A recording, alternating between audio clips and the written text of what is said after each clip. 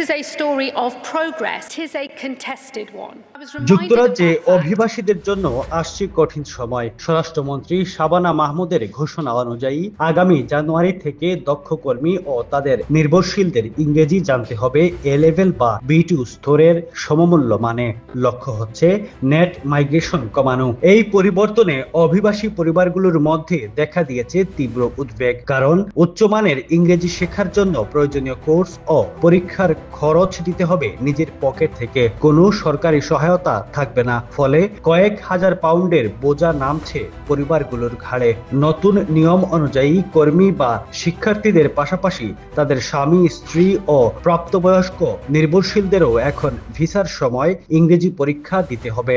ভবিষ্যতে স্থায়ীভাবে যুক্তরাজ্যে বসবাস করতে চাইলে লাগবে আরও উচ্চ স্তরের ইংরেজি দক্ষতা। সংশ্লিষ্টরা এই নিয়মকে অভিবাসীদের জন্য অপরিকল্পিত আর্থিক চাপ হিসেবে বর্ণনা করে সতর্ক করেছেন। এতে দক্ষ কর্মীরা তাদের পরিবার নিয়ে যুক্তরাজ্যে আসার আগ্রহ হারাতে পারেন। সরকার বলছে এই উদ্যোগের উদ্দেশ্য অভিবাসীদের দেশের সঙ্গে সম্পৃক্ত করা, কিন্তু বাস্তবে তা হয়ে উঠছে ভাষা আর টাকার দৌড়ের নতুন চ্যালেঞ্জ।